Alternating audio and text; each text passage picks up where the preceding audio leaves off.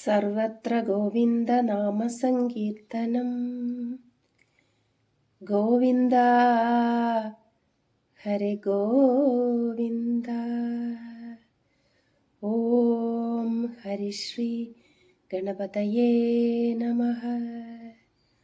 ഓം നമോ ശ്രീ വെങ്കടേശായ നമഃ. ഇന്നത്തെ വീഡിയോയിൽ പങ്കുവയ്ക്കുന്നത് തിരുപ്പതി യാത്രയുടെ രണ്ടാം ഭാഗമാണ്. 24 മണിക്കൂറിൽ 22 മണിക്കൂറും ഭക്തർക്ക് ദർശനം നൽകുന്ന ഇന്ത്യയിലെ ഒരേ ഒരു അമ്പലമാണ് തിരുപ്പതി ബാലാജി ക്ഷേത്രം.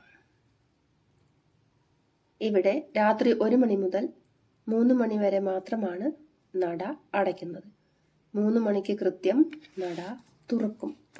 സാമാന്യമായ തിരക്കാണ് ഓരോ ദിവസവും ഇവിടെ അനുഭവപ്പെടുന്നത്. 11 അടി വീതിയും 5 നിലകളുമുള്ള ഗോപുരം. ഇടതുവശത്ത് ഒരു ക്ഷേത്രക്കുളമുണ്ട്. അതൊരു പുണ്യതീർത്ഥമാണ്.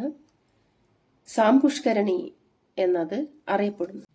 ഭൂമിദേവിയെ താങ്ങി നിർത്തുന്ന ശ്രീ മഹാവിഷ്ണുവിന്റെ വരാഹ അവതാരം സാംപുഷ്കരണിയിൽ കുളിച്ച് ശുദ്ധി വരുത്തി ക്ഷേത്രത്തിന്റെ മുന്നിൽ തന്നെയുള്ള വരാഹസ്വാമി ക്ഷേത്രത്തിലാണ് ആദ്യം തൊഴുതേണ്ടതെന്ന് പറയപ്പെടുന്നു. വരാഹമൂർത്തിയെ തൊഴുത് അവിടുത്തെ കുറിയൊക്കെ തൊട്ട് നേരെ വെങ്കടാചലപതിയെ തൊഴുതാൻ ക്യൂ നിൽക്കണം. അസാമാന്യമായ തിരക്കിൽ ഭഗവാൻ നമുക്ക് ദർശനം നൽകുന്നു. അത്ഭുതമാണ് ഭഗവാന്റെ ദർശനം. ദർശനം തന്നു എന്നേ പറയാവൂ, കിട്ടി എന്നൊരിക്കലും പറയരുത്. അതൊരു മഹാഭാഗ്യമാണ്. 9 അടി ഉയരമുള്ള വെങ്കടാചലപതി പ്രതിമയെ തൊഴുതുന്നതിനു മുമ്പ് കൊടിമരത്തിന് മുൻപിലുള്ള ഗരുഡനെയാണ് ആദ്യം തൊഴുതേണ്ടത്. 9 അടി ഉയരമുള്ള സാക്ഷാൽ വെങ്കടാചലപതിയുടെ പ്രതിമ കണ്ട് ഞാൻ കരഞ്ഞുപോയി. കറുത്ത പ്രതിമ, സർവാഭരണ വിഭൂഷിതനായി സ്വാമി ദൂരെ നിന്നു തന്നെ കാണാൻ പറ്റി. കർപ്പൂരാഴി ഒഴിയുന്ന സമയത്താണ് ഞാൻ അവിടെ എത്തിച്ചേർന്നത്. എത്തിയതല്ല, എത്തിച്ചതാണ്. അത്രയും ജനസാഗരത്തിന്റെ ഉള്ളിൽ നിന്നും എന്നെ എടുത്തുകൊണ്ടുപോയി മുന്നിലിട്ട പോലെ എനിക്ക് തോന്നി. അതുപോലെ തൊഴുത് മടങ്ങുമ്പോഴും ഒരരുകത്ത് കൂടി എന്നെ എടുത്ത് പുറത്തേക്ക് പോറലൊന്നും ഏൽക്കാതെ ഇട്ടു തന്ന പോലെ തോന്നി. ഞാൻ ഭഗവാനെ വിളിച്ചുകൊണ്ടേയിരുന്നു. നാമസങ്കീർത്തനങ്ങൾ പാടിക്കൊണ്ടേയിരുന്നു. ഗോവിന്ദ ഗോവിന്ദ എന്ന് ഉരുവിട്ടുകൊണ്ടേയിരുന്നു. അങ്ങനെ ഒരു ബുദ്ധിമുട്ടും കൂടാതെ തന്നെ സ്വാമി അകത്തേക്കും കടത്തിത്തന്നു, പുറത്തേക്കും. പീഠം, ഭഗവാൻ ഇരിക്കുന്ന പീഠം താമരയുടെ ആകൃതിയിലാണ്. പത്മനാഭൻ. വലത് കൈയിൽ സുദർശനം, ഇടത് കൈയിൽ ശംഖ്. താഴത്തെ ഇടത് കൈ കട്യവിളംബിത രീതിയിലാണ്. കട്യവിളംബിത രീതി എന്ന് പറഞ്ഞാൽ കാൽമുട്ടിനോട് ചേർത്ത് വെച്ച് നിൽക്കുന്ന രൂപം. വലത് കൈ ആവട്ടെ വരദഹസ്തമാണ്, വരം നൽകുന്ന രീതിയിലാണ്. വലതുവശത്ത് നിന്ന് തൊഴുതണം. എപ്പോഴും സ്വാമിയെ വലതുവശത്തു നിന്ന് വേണം തൊഴുതാൻ. സ്വാമിയുടെ ആഭരണങ്ങൾ കാണുമ്പോൾ നമ്മുടെ കണ്ണുകളിൽ ഇങ്ങനെ തിളക്കം വരും. മകരകുണ്ടലം, സ്വർണ കിരീടം, മേരുപ്പച്ച മരതകം, കഴുത്തിൽ 3 ഇഞ്ച് വ്യാസത്തിൽ ലോകത്തെ ഏറ്റവും വലിയ മരതകമാണ്. വലതു ഭാഗത്ത് ലക്ഷ്മി, ഇടതു ഭാഗത്ത് പത്മാവതി, അരയിൽ ദശാവതാരങ്ങൾ കൊത്തിയ പട്ട. എല്ലാ വെള്ളിയാഴ്ചയും മൂലവിഗ്രഹത്തിൽ അഭിഷേകം നടക്കുന്നു. ഞങ്ങൾ പോയതും ഒരു വെള്ളിയാഴ്ചയാണ്. അപ്പോൾ തന്നെ ഞങ്ങൾക്കും വീഡിയോയിലൂടെ അഭിഷേകങ്ങളൊക്കെ കാണാൻ പറ്റി. ഉള്ളിൽ തന്നെ ഭോഗ ശ്രീനിവാസമൂർത്തിയുണ്ട്, മലയപ്പ സ്വാമിയുണ്ട്. 3 അടി മാത്രം ഉയരമുള്ള മലയപ്പ സ്വാമിയുണ്ട്. ഉത്സവമൂർത്തിയായി അറിയപ്പെടുന്നു. അതുപോലെ ബ്രഹ്മോത്സവവും നടത്തപ്പെടുന്നു. സെപ്റ്റംബർ ഒക്ടോബർ മാസങ്ങളിൽ ബ്രഹ്മോത്സവം നടത്തപ്പെടും. ബ്രഹ്മാവും ശിവനുമാണ് പാൽ ചുരുത്തിയത് എന്ന് ചില കഥകളിൽ പറയുന്നു. ചില കഥകളിൽ കുറേ പശുക്കള് മഹാവിഷ്ണുവിന്റെ ചിതൽപുറ്റിനു മുമ്പിൽ പോയി പാലൊഴുക്കിയ കഥയും ഉണ്ട്. എന്നാൽ മഹാവിഷ്ണുവിനെയും മഹാലക്ഷ്മിയെയും കൂട്ടിയിണക്കാൻ വേണ്ടി ബ്രഹ്മാവും ശിവനും കൂടിയാണ് പശുവും പശുക്കുട്ടിയായി വന്നത് എന്നാണ് ഭൂരിഭാഗം കഥകളിലും പറയുന്നത്. അടിവാരത്തിൽ നിന്നും 7 മല ചുറ്റി വേണം ഏഴുമലൈ വാസനെ കാണാൻ. വെങ്കടാദ്രിയിലാണല്ലോ വെങ്കടാചലപതി കുടികൊള്ളുന്നത്. ടോക്കണൊക്കെ ഞങ്ങൾ 4 മണിക്കൂറോളം ക്യൂവിൽ നിന്നാണ് എടുത്തത്. 17 പേർക്കും എടുത്തു. ആധാർ കാർഡ് നിർബന്ധമായും വേണം ടോക്കൺ എടുക്കുമ്പോൾ. നമ്മുടെ കണ്ണെല്ലാം പരിശോധിച്ചാണ് നമുക്ക് ടോക്കൺ നൽകുന്നത്. അങ്ങനെ ഞങ്ങൾ ക്യൂവിൽ നിന്ന് ടോക്കൺ എല്ലാം എടുത്തു. അതിനുശേഷം പത്മാവതി അമ്മയെ തൊഴുതാനായിട്ട് പോയി. പിറ്റേ ദിവസത്തേക്കാണ് ഞങ്ങൾക്ക് ടോക്കൺ കിട്ടിയത്, ടിക്കറ്റ് കിട്ടിയത്. അതിരാവിലെ ഞങ്ങൾ വെങ്കടാചലപതിയെ കാണാൻ പുറപ്പെടും എന്ന് തീരുമാനിച്ചുകൊണ്ട് അവിടെ നിന്നും പത്മാവതി അമ്മയെ കാണാൻ പോയി. അങ്ങനെ പത്മാവതി അമ്മയെ ഞങ്ങൾ ഒക്കെ ശുദ്ധി വരുത്തി പോയി കണ്ടു. അമ്മ അങ്ങനെ സമാധാന അന്തരീക്ഷത്തിലാണ് ഇരിക്കുന്നത്, കുടികൊള്ളുന്നത്. വെട്ടിത്തിളങ്ങുന്ന ഒരു പ്രഭയിലാണ് അമ്മയെ ഞങ്ങൾ കണ്ടത്. സമാധാനവും സന്തോഷവും ഒക്കെ അവിടെ നിന്നും ലഭിച്ചു. ശാന്തസ്വരൂപിണിയായാണ് ഇരിക്കുന്നത്. തുടർന്ന് അമ്പലത്തിൻ്റെ പുറത്ത് വന്നപ്പോൾ തിരുക്കല്യാണത്തിൻ്റെ വലിയൊരു ഫോട്ടോ അവിടെ കാണാൻ പറ്റി. അതായത് ശ്രീനിവാസനും അലമേലുവും തമ്മിലുള്ള കല്യാണവും കുബേരൻ അത് നടത്തി കൊടുക്കുന്നതുമായ വലിയ ഒരു ചിത്രം. അത് കണ്ടപ്പോൾ, മംഗളകരമായ ആ ഒരു അനുഭവം കണ്ടപ്പോൾ വളരെയേറെ മനസ്സ് ആനന്ദിച്ചു. തുടർന്ന് അതിന് സമീപത്തുള്ള ഒരു വലിയ ഒരു ഹാള് ഞങ്ങൾ ബുക്ക് ചെയ്ത് അവിടെ റൂം എടുത്തു. അതിനുശേഷം അവിടെ നിന്നും രാവിലെ 2 മണിക്ക് കുളിച്ച് 3 മണിക്ക് അവിടെ നിന്നും ഇറങ്ങി. നേരെ പോയത് മലയടിവാരത്തിലേക്കാണ് ഭഗവാനെ കാണാൻ. ആന്ധ്രാപ്രദേശിൻ്റെ RTCകളാണ് ഓടുന്നത്. APSRTC, നമ്മുടെ KSRTC പോലെ. അതിൽ കയറി വേണം മല ചുറ്റാൻ. രാത്രി ആയതുകൊണ്ട് തന്നെ വലിയ തിരക്കൊന്നുമില്ല. ഞങ്ങൾക്ക് എല്ലാവർക്കും ഒരു ബസ്സിൽ തന്നെ സീറ്റ് കിട്ടി. എല്ലാവരും അതിൽ കയറിയിരുന്നു. നല്ല തണുപ്പുണ്ടായിരുന്നു, മലയല്ലേ. അങ്ങനെ കയറി ചുറ്റി മുകളിലെത്തുമ്പോൾ താഴെ ഇങ്ങനെ ലൈറ്റ് അറേഞ്ച്മെന്റ് കാണുമ്പോൾ നമ്മൾ അത്ഭുതപ്പെടും. എല്ലായിടത്തും ബൾബുകൾ ഇങ്ങനെ പ്രകാശിച്ചു നിൽക്കുന്ന ആ പട്ടണം, തിരുപ്പതി എന്ന പട്ടണത്തെ മുഴുവനായും നമുക്ക് കാണാൻ പറ്റും. അങ്ങനെ ബസ് അങ്ങനെ നിരങ്ങി പതുക്കെയാണ് പോകാറ്. കാട്ടിനുള്ളിലൂടെയാണ് പോകുന്നത്. നമ്മൾ അങ്ങനെ എത്തുമ്പോൾ പല മൃഗങ്ങളുള്ള സ്ഥലങ്ങളൊക്കെ എത്തും. എന്തോ ഭാഗ്യത്തിന് ആനകളെയോ ഒന്നും ഞങ്ങൾക്ക് കാണാൻ പറ്റിയില്ല. എനിക്ക് പേടിയുണ്ടായിരുന്നു. എനിക്ക് ആനയെ പേടിയാണ്. ആനയെ ഒന്നും കാണാൻ പറ്റിയില്ല. സന്തോഷം. അങ്ങനെ ബസ്സിൽ അങ്ങനെ കയറി പുലർച്ചെ തന്നെ മലയുടെ മുകളിലേക്ക് എത്തി. ഇനി ക്യൂവിലേക്ക് നിൽക്കണം. അങ്ങനെ പോകുമ്പോഴാണ് ശ്രീമദ് ഭഗവത്ഗീത രഹസ്യം, അതെ, ഭഗവാൻ തേരാളിയായിട്ടുള്ള ആ ഒരു ശില്പം ഞങ്ങൾക്ക് കാണാൻ കഴിഞ്ഞത്. അത് മനസ്സിന് ഒരുപാട് സന്തോഷം നൽകി. ഒരു വൈകുണ്ഠത്തിലെ കാഴ്ച, വൈകുണ്ഠത്തിൽ എത്തിപ്പെട്ട പോലെ തന്നെയാണ്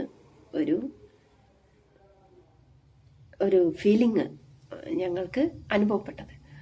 തുടർന്ന് അവിടെ നിന്നും ഞങ്ങൾ നേരെ ക്യൂവിലേക്ക് എത്തി. ക്യൂവിലെത്തിയപ്പോൾ തന്നെ ഭഗവാന്റെ അഭിഷേകം, വെള്ളിയാഴ്ച രാവിലത്തെ അഭിഷേകമാണ് വീഡിയോയിൽ ഇങ്ങനെ ഓടിക്കൊണ്ടിരിക്കുന്നത്. അതൊക്കെ കണ്ടപ്പോൾ ഉള്ളിൽ കയറി സ്വാമിയെ തൊഴുതാനുള്ള ആഗ്രഹം കൂടി വന്നു. മനസ്സ് മുഴുവൻ സ്വാമിയുടെ സങ്കീർത്തനങ്ങൾ പാടി ഞങ്ങൾ അങ്ങനെ കിലോമീറ്ററുകൾ താണ്ടി ഏഴിമലൈ വാസനെ കാണുവാൻ പോകുന്നു. സന്തോഷം തന്നെയാണ്. ഓടിക്കൊണ്ടേയിരുന്നു. എവിടെ നിന്നോ കിട്ടിയ ഒരു ഊർജം. ഇത്രയും 12 മണിക്കൂറോളം യാത്ര ചെയ്ത യാതൊരു ക്ഷീണവും ഇല്ലാതെ ഞങ്ങൾ പാഞ്ഞുകൊണ്ടേയിരുന്നു. ഗോവിന്ദ ഗോവിന്ദ എന്ന് ഉരുവിട്ടുകൊണ്ടേ. കൂടെയുള്ള ഏറ്റവും മുതിർന്ന അമ്മ പോലും 75 വയസ്സായിട്ടും ഒരു ക്ഷീണവുമില്ലാതെ ഞങ്ങളോടൊപ്പം ഓടിക്കൊണ്ടേയിരുന്നു. അങ്ങനെ യാതൊരു തിരക്കുമില്ലാതെ സ്വാമിയുടെ മുന്നിലേക്ക് എത്തുമ്പോൾ പശുവും കുട്ടിയും ശ്രീകൃഷ്ണനും ഒക്കെ ഇങ്ങനെ നിൽക്കുന്നുണ്ട്. പുറത്തേക്ക് നോക്കുമ്പോൾ കാണുന്ന കാഴ്ചകളാണ്. അങ്ങനെ ഭക്തിസാന്ദ്രമായ അന്തരീക്ഷത്തിൽ അങ്ങനെ നീങ്ങിക്കൊണ്ടിരിക്കുകയാണ്. 10, 13, 15 ഹാളുകൾ നിറഞ്ഞ് കവിഞ്ഞ് ഒഴുകുന്ന ജനസാഗരം അന്ന് പക്ഷേ കുറവായിരുന്നു. എങ്കിലും തൃക്കോവിലിന്റെ മുന്നിൽ എത്താൻ പെട്ട പാട് ചില്ലറയൊന്നുമല്ല. ഒരുപാട് ആളുകൾ ഒന്നിച്ചൊഴുകുന്ന ഒരു സ്ഥലമുണ്ട്. അവിടെ എത്തുമ്പോൾ സത്യം പറഞ്ഞാൽ പേടിയാകും. യാതൊരു മനുഷ്യർക്കൊന്നും നിയന്ത്രിക്കാൻ പറ്റാനാവാത്ത ഒരു അവസ്ഥയാണ് അവിടെ. ആരെയും പറഞ്ഞിട്ട് കാര്യമില്ല. അത്രയും ജനങ്ങളാണ് ഒഴുകുന്നത്. അതിൻ്റെ ഉള്ളിലൂടെ നമ്മൾ നടക്കാതെ തന്നെ ഇങ്ങനെ ഒഴുകിക്കൊണ്ടിരിക്കും. അതും ഒരു അനുഭവമായിരുന്നു. ഒരു 3 കിലോമീറ്ററൊക്കെ അപ്പുറം കഴിഞ്ഞപ്പോൾ ഇങ്ങനെ സ്വർണ്ണ നിറത്തിൽ മിന്നിത്തിളങ്ങുന്ന ഗോപുരത്തിനെ കാണാൻ പറ്റി. സന്തോഷമായി അത് കണ്ടിട്ട്. പിന്നെ ഞങ്ങൾ അങ്ങനെ ഒഴുകി ഒഴുകി സ്വാമിയുടെ മുന്നിൽ എത്തിച്ചേർന്നു.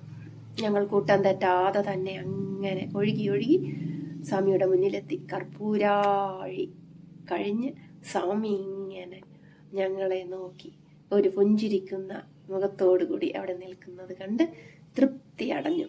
ഞങ്ങൾക്ക് സ്വാമി ദർശനം തന്നു. ദുർവാസാവിനേക്കാൾ ചില സമയത്ത് കോപിഷ്ഠനാണ് ഭൃഗു മഹർഷി. ശിവനെ കൈലാസത്തിൽ പോയി കണ്ടു. യജ്ഞാചാര്യനായി തിരയാൻ വേണ്ടിയായിരുന്നു പോയത്. ശിവൻ വേണ്ടത്ര പരിഗണിച്ചില്ല. ഭൃഗു ശപിച്ചു, നിന്റെ ലിംഗരൂപത്തിൽ എല്ലാവരും ആരാധിക്കട്ടെ, നിന്റെ സ്വന്തം ആകൃതിയിൽ ആരും നിന്നെ പൂജിക്കാതെ പോകട്ടെ. അതുകൊണ്ടാണത്രേ എല്ലാ അമ്പലങ്ങളിലും, ശിവന്റെ അമ്പലങ്ങളിലും ശിവലിംഗത്തെ പൂജിക്കുന്നത്. പിന്നീട് യജ്ഞത്തിലെ ആചാര്യനായി തിരഞ്ഞെടുക്കാൻ വേണ്ടി ബ്രഹ്മാവിന്റെ അടുത്ത് പോയി.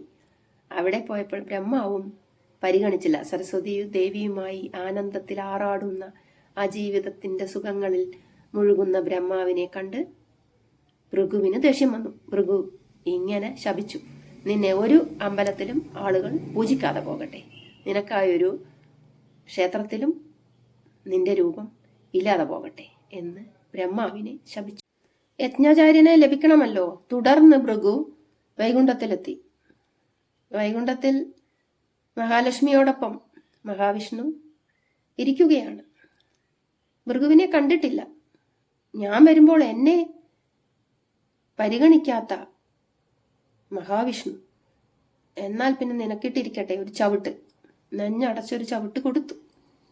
അങ്ങനെയാണല്ലോ ഭഗവാൻ ശേഷാചലത്തിലെത്തി തപസ് അനുഷ്ഠിക്കാൻ തുടങ്ങിയത്. തുടർന്ന് ചിതൽപുറ്റ് വന്ന് മൂടുകയും ചിതൽപുറ്റിനുള്ളിലാവുകയും ചെയ്തു.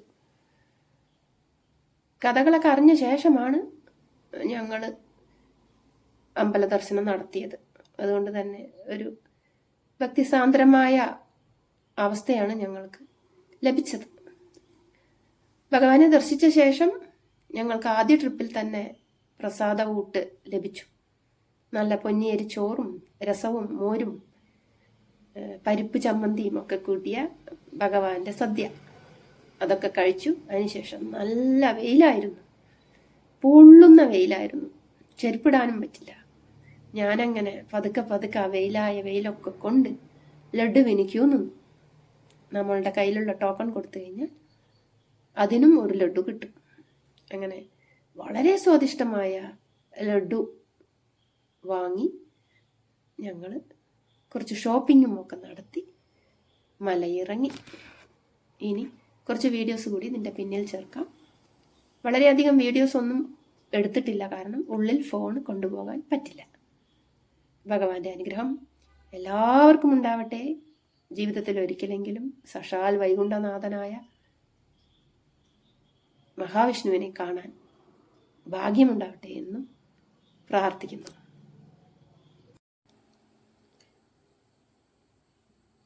തിരുപ്പതി യാത്രയ്ക്ക് പുറപ്പെടും മുമ്പ് കരിമനപ്പങ്കാവിൽ നിന്നും ഗണപതിക്ക് തേങ്ങയെറിഞ്ഞ് ഉടച്ച ശേഷമാണ് പുറപ്പെട്ടത്. രഞ്ജിത്ത് നായർ, കോങ്ങാടുള്ള രഞ്ജിത്ത് നായരാണ് ഞങ്ങളെ കൊണ്ടുപോകുന്നത്. ഞങ്ങൾക്ക് പുറപ്പെടാനുള്ള സമയമായി തുടങ്ങി. വണ്ടി വന്ന് കിടപ്പുണ്ട്. വണ്ടിക്ക് മുമ്പിൽ ഒരു ചെറിയ പൂജയുണ്ട്.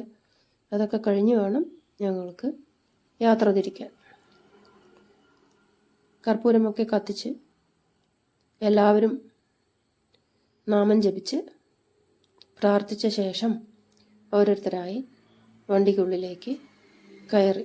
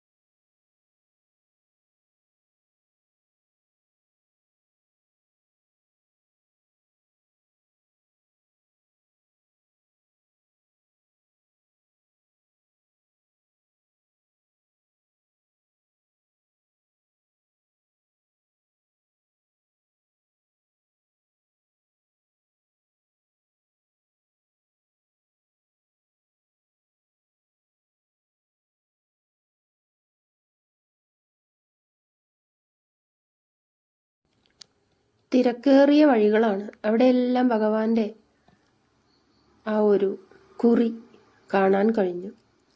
കണ്ണു പകുതി അടഞ്ഞാണ് ഭഗവാന്റെ രൂപം. മുഴുവൻ കണ്ടാൽ നമുക്ക് അത് ബുദ്ധിമുട്ടുണ്ടാക്കുമെന്ന് പറയപ്പെടുന്നു. ഗോപിക്കുറി ഭഗവാന് മുറിവേറ്റപ്പോൾ വരച്ചതാണെന്നും പറയപ്പെടുന്നു. ചിതൽപുറ്റിലേക്ക് വലിച്ചെറിഞ്ഞ കമ്പ് ആയുധം ഭഗവാനെ മുറിവേൽപ്പിച്ചുവെന്നും അവിടെ കുറിയിട്ട് കൊടുത്തു എന്നുമാണ് ചില കഥകളിൽ പറയപ്പെടുന്നത്. അങ്ങനെ തിരക്കേറിയ വീഥികൾ താണ്ടി ഞങ്ങൾ ടിക്കറ്റ് കൗണ്ടറിൻ്റെ അടുത്തെത്തി.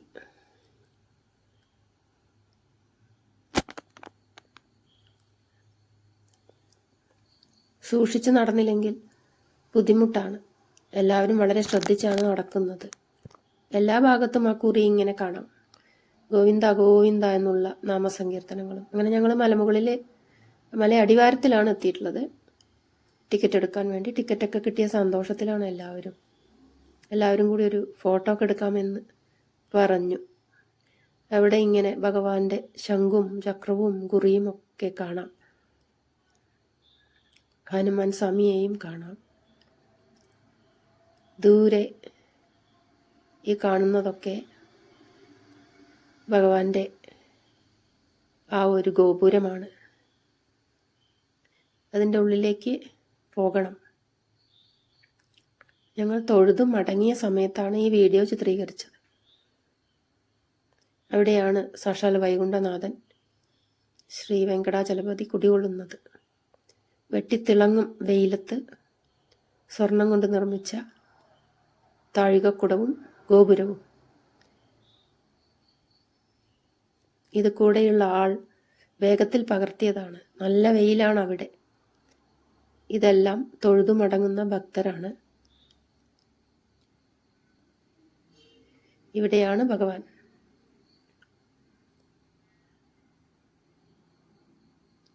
ഏഴിമലൈ വാസൻ, ശ്രീനിവാസൻ, ബാലാജി, വെങ്കിടാചലപതി.